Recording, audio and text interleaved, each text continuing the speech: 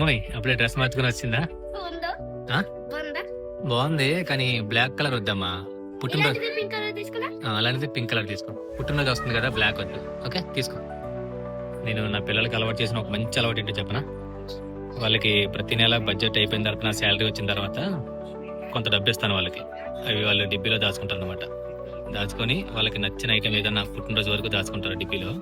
పుట్టినరోజుకి అన్ని కొనుక్కుంటారు అనమాట. వాళ్ళ బర్త్డేని వాళ్ళే ప్లాన్ చేసుకుంటారు. ఏం కొనుక్కోవాలి, గిఫ్ట్స్, ఎంతమంది ఫ్రెండ్స్కి చాక్లెట్ పంచి పెట్టాలి, అన్నీ కూడా.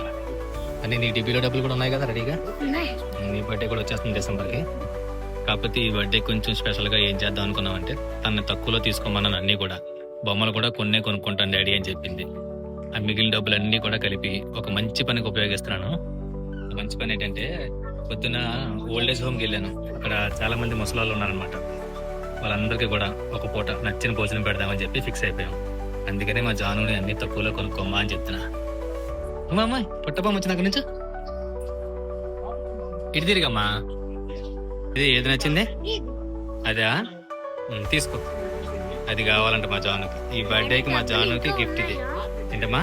డబ్బులు ఇంకా ఉన్నాయా? ఇంకా కొన్ని ఉన్నాయి. అన్నీ కొనిచ్చారు. అన్నీ కూడా కొంటున్నా. ట్రైన్ బామ్ కావాలంట. ఇంకో డబ్బులు మెలిగితే కదా, అక్కడ అబ్బ వాళ్ళు ఉన్నారు కదా, వాళ్ళకి ఇద్దాం. వాళ్ళకి భోజనం పెడతానని చెప్పాను కదా. ప్రణిత్ గడ్ ఏమోని ఇవన్నీ తీసుకున్నాడు. స్పైడర్ మ్యాన్, హల్క్ ఇవన్నీ. జాను ఏమో ఇది తీసుకుంది, బార్బీ డాల్. డాడీ తక్కువలోనే తీసుకున్నాం కదా. తక్కువలోనే తీసుకున్నారు. నా బడ్జెట్ లోనే ఉంది.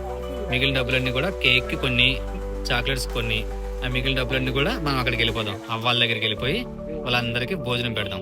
మనం కూడా అక్కడ తినేద్దాం. ఓకే, ఇలా మనకు తోచినంతలో అప్పుడప్పుడు కొంచెం కొంచెం మంచి పనులు చేస్తూ ఉండాలి. Yes.